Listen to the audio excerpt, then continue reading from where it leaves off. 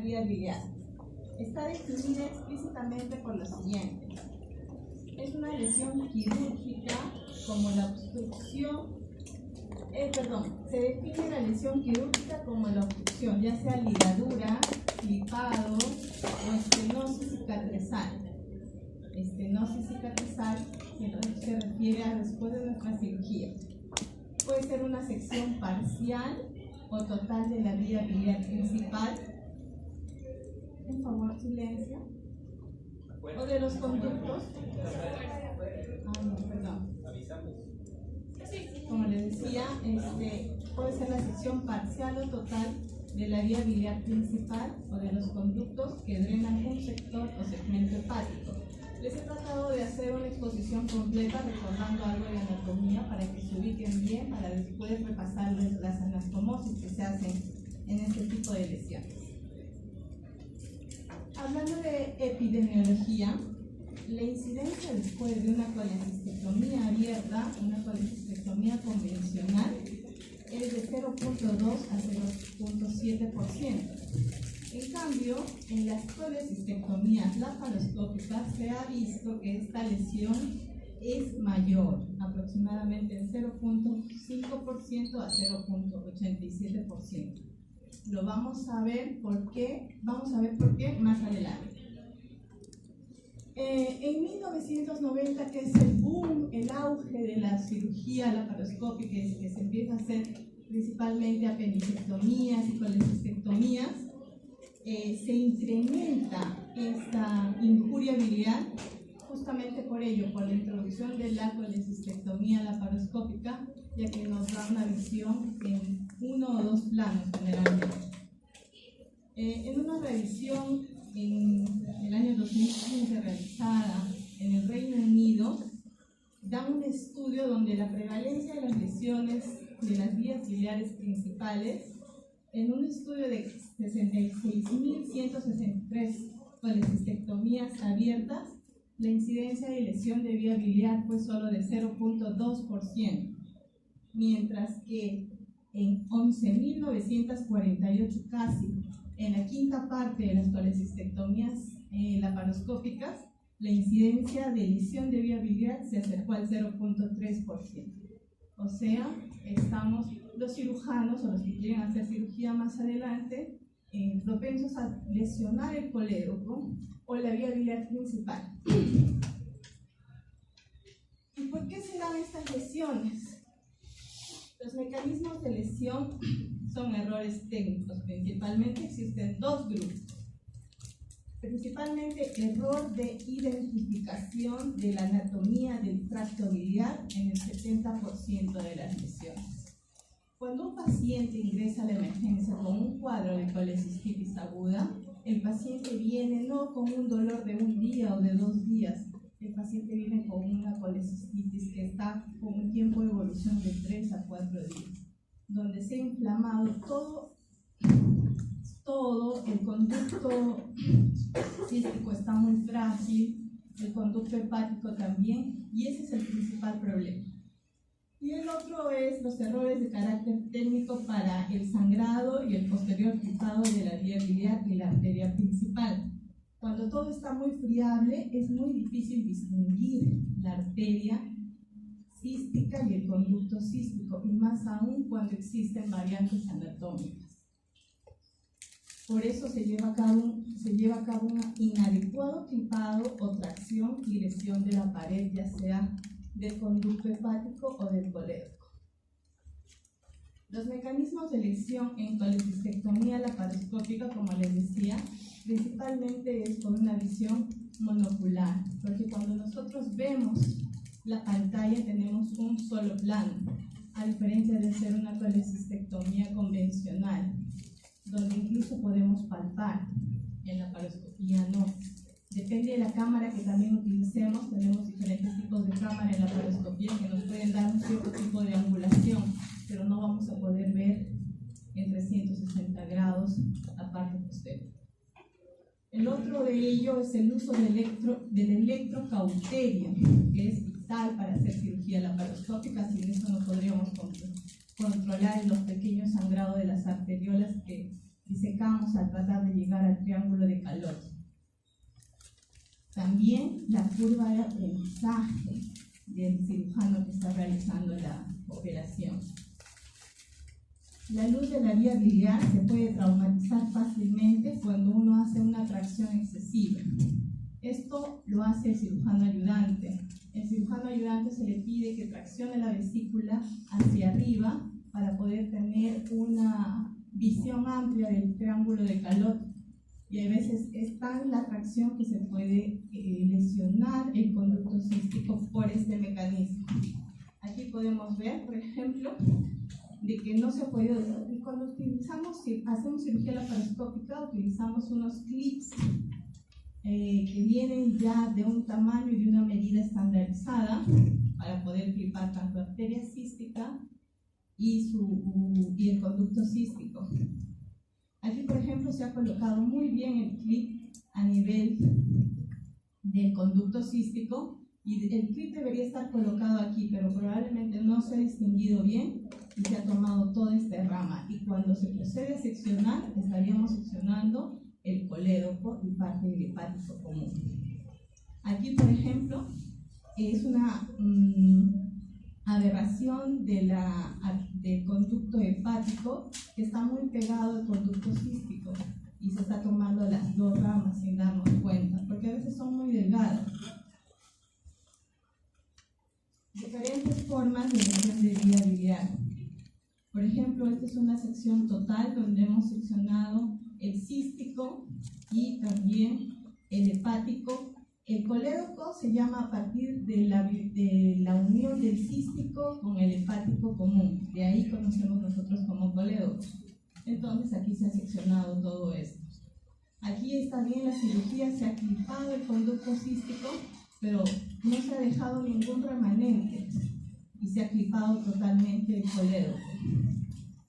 Aquí, por ejemplo, se ha clipado muy bien, pero hay una lesión a nivel del conducto hepático.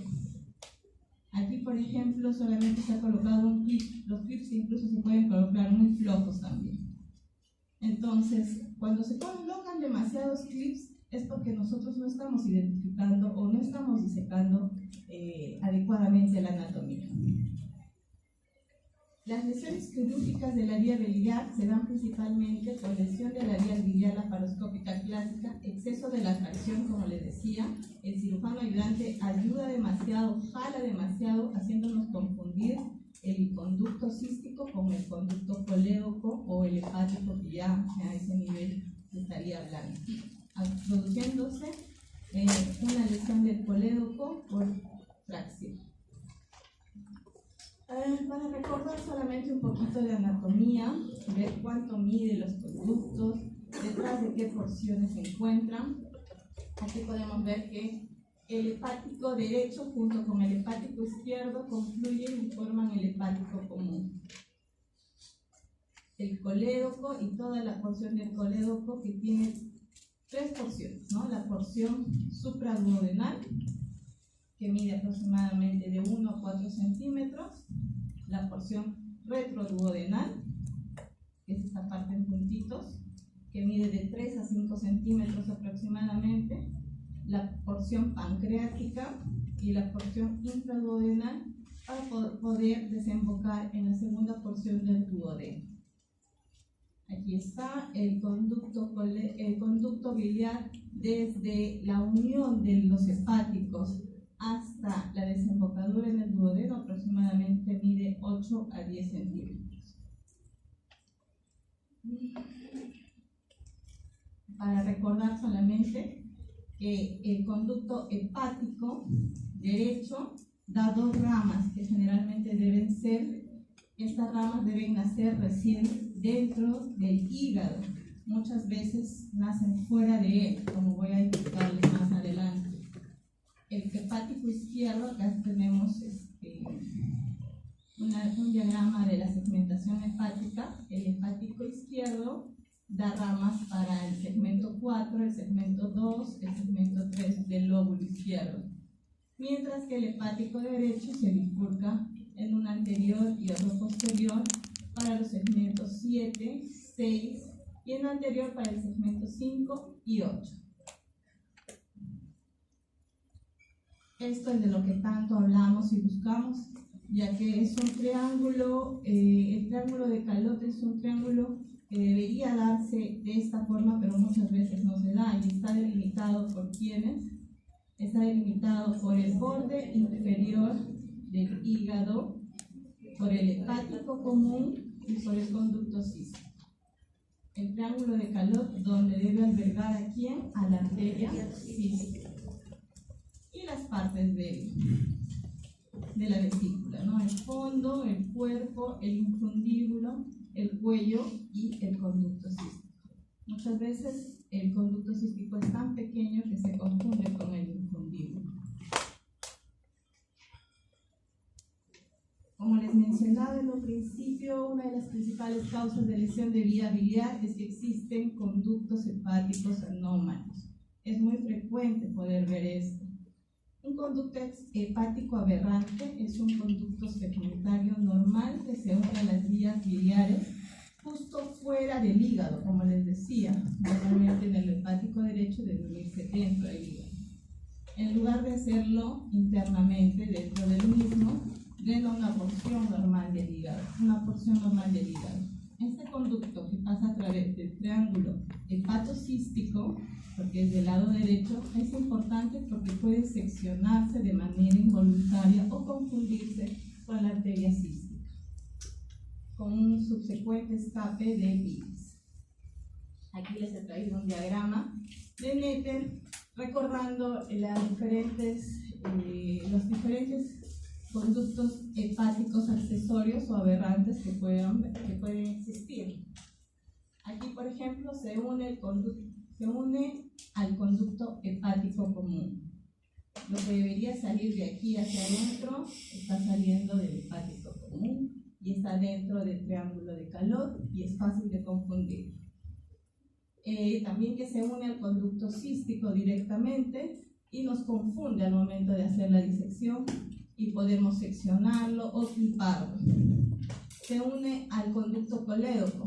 Después de la inserción del cístico, puede haber este conducto hepático aberrante que se une incluso después de esta inserción ya al colédoco.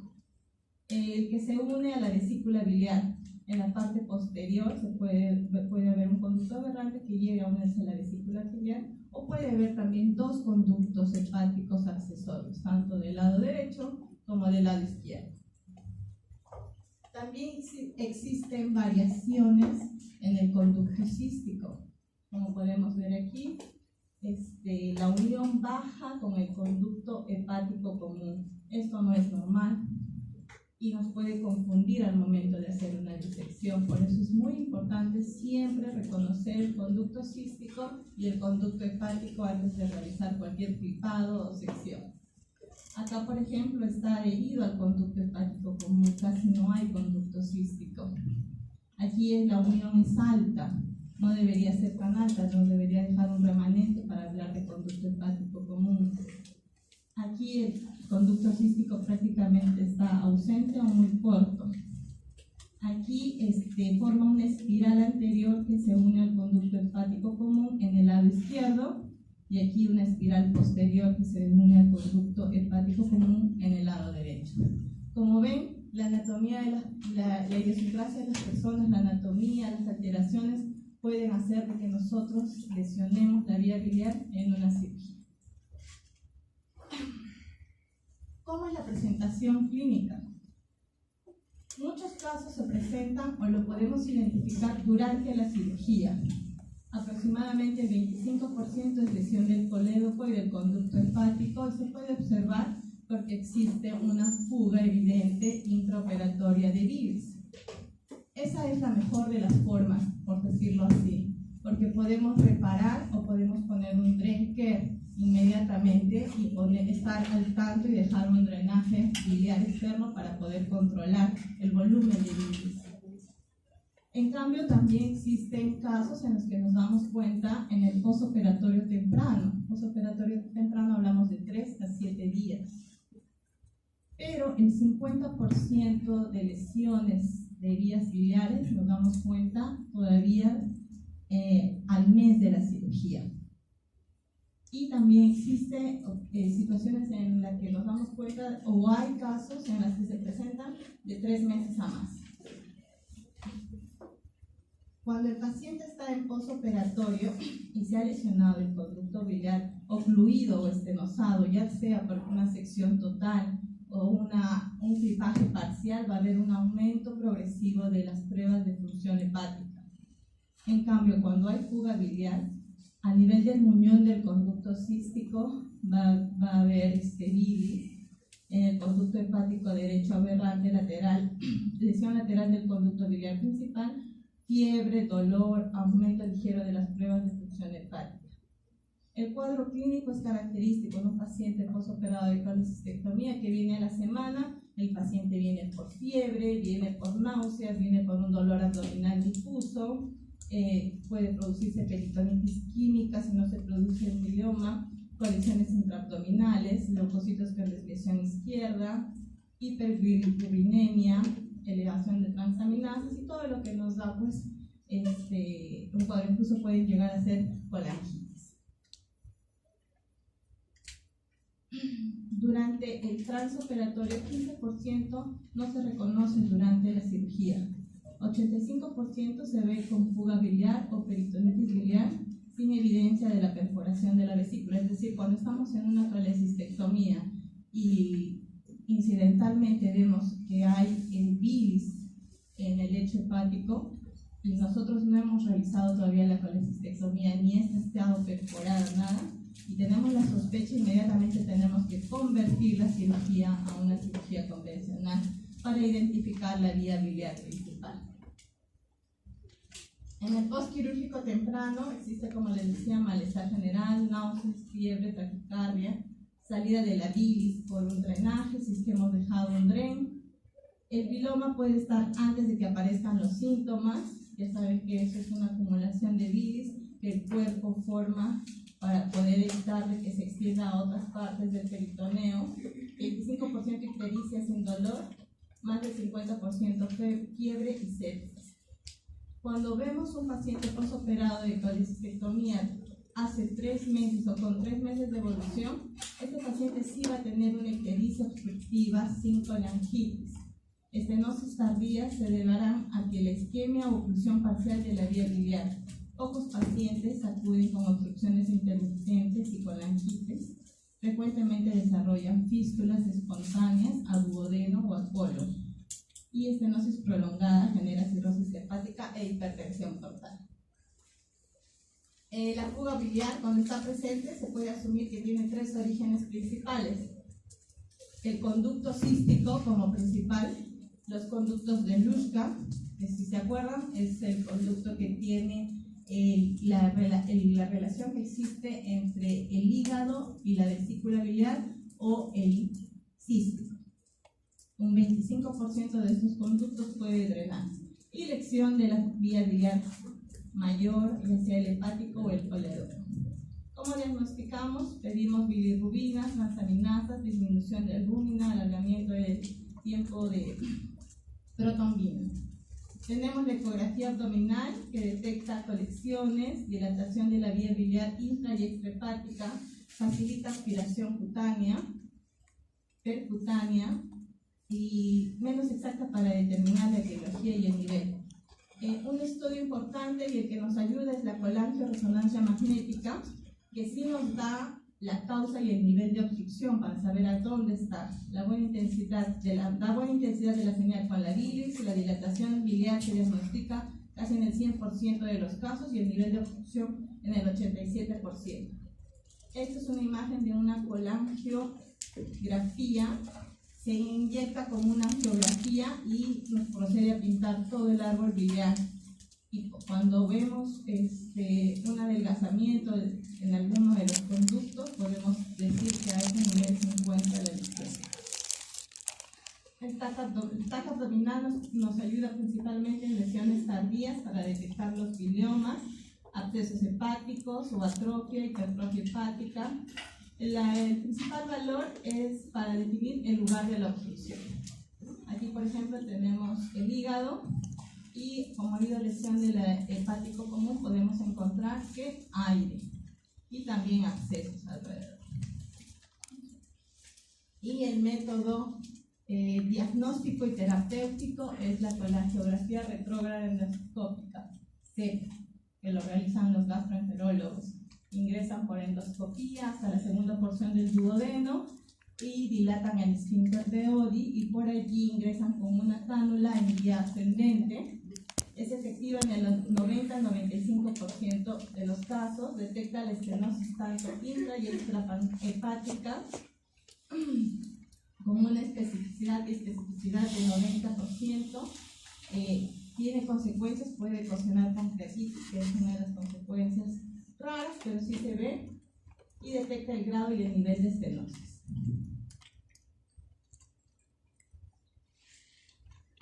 Esta diapositiva ya les mostré, que es de taca abdominal. Ahora sí vamos a hablar de las clasificaciones que existen para la lesión de la vía biliar. Existen múltiples clasificaciones que ustedes van a poder encontrar en sus libros. Les he traído 3, las más comunes.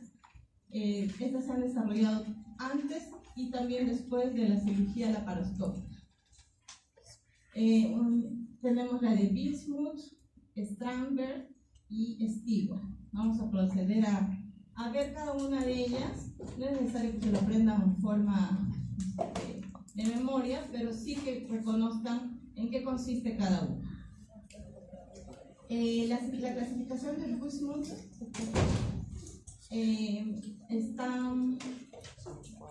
que se realizó antes de la laparoscopía.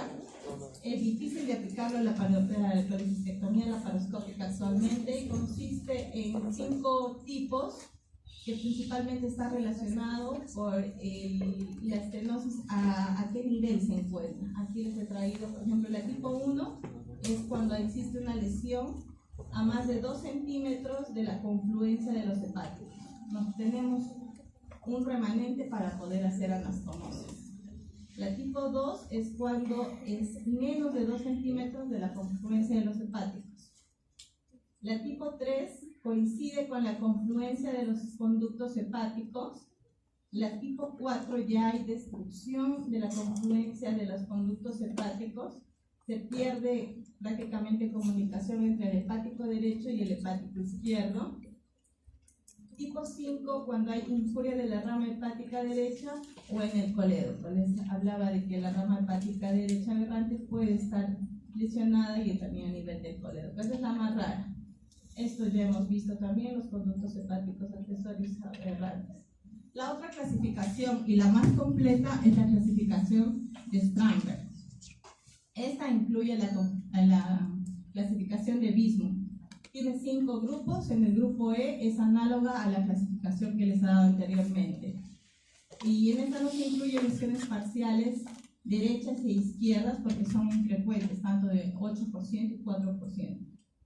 En la tipo A existe una fuga biliar en el pequeño conducto en continuidad con el hepático común, o en el conducto cístico o en el canal de Luschka. Esta es la tipo A. En la tipo B existe una oclusión parcial del árbol biliar. Este conducto unilateral es casi siempre el resultado de un canal hepático derecho aberrante. En la tipo C existe fuga del conducto en comunicación con el hepático común. A este nivel también es debido a un hepático derecho aberrante.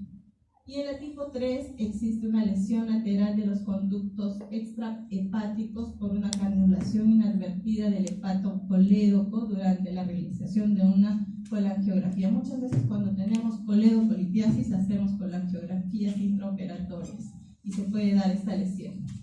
Y la tipo E es la clasificación de Bismuth, igual, es la misma, nada más que lo clasifica como E1 a más de 2 centímetros, E2, E3 y E4.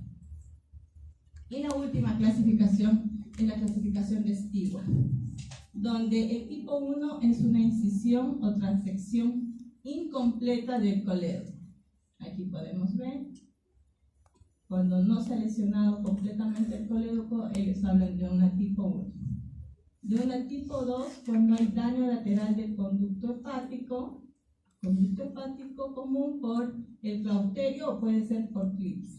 Está lesionado el hepático, en el anterior el colédoco. El tipo 3, esta es la clasificación que más me gusta porque es una clasificación más sencilla. En el tipo 3 existe una transgresión completa del colédoco o del hepático común. Se ha seccionado completamente. Y en el tipo 4 existe daño del hepático derecho o del accesorio que no podemos visualizar. La reparación transquirúrgica. Muchos habrán escuchado hablar del tren de Kerr. Acá vamos a tocarlo y vamos a ver para qué sirve. La reparación transquirúrgica nos da menor movilidad y mortalidad. Operamos en un tejido normal, no en un tejido que ha pasado una semana o 2 semanas y está todo inflamado. Hay buena condición fisiológica del paciente y posibilidad de resolver el problema en un solo procedimiento. Existen lesiones laterales de sutura directa sobre el tubo de Kerr por 3 a 4 semanas. Este es el tubo de Kerr. Acá les he traído.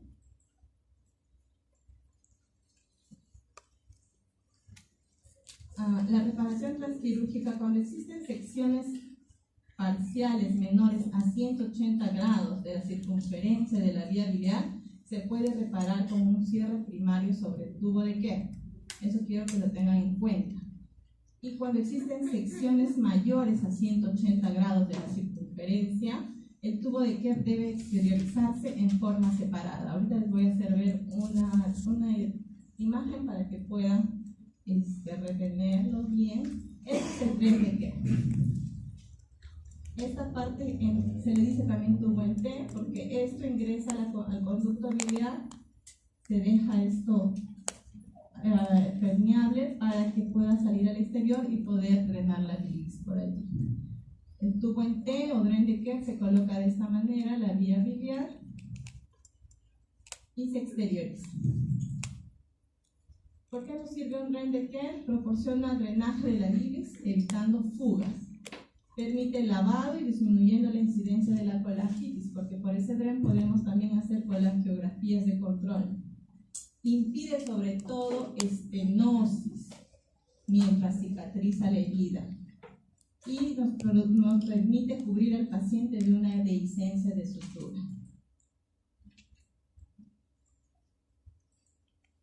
Los tratamientos quirúrgicos que existen varios tratamientos dependiendo de la lesión que se produzca.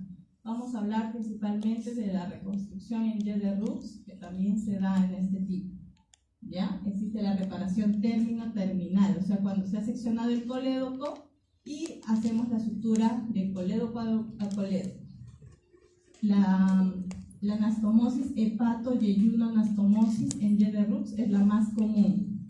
Existe la plastía de la estenosis tipo Hennicke-Mikulix, la construcción de la bifurcación biliar, procedimiento de Lorgermin y una hepático-duodenostomía. Vamos a hablar de la reconstrucción biliodigestiva. La reconstrucción de la vía biliar se debería realizar aproximadamente en 6 a 8 semanas si el paciente está estable, está con un tren de Kerr de repente que nosotros vemos que hay incremento, pero que no hace una peritonitis. La hepato-yeyuno-anastomosis, vamos a anastomosar el conducto hepático con el yeyuno, eso es lo que quiere decir. Es la más frecuente forma de reparar la vía biliar. Exposición de los conductos biliares proximales sanos, existe una anastomosis directa con mucosa con una sutura absorbible y continua. Utilizamos hilos PDS. Y la anastomosis en Y de Rux a 70 centímetros proximal.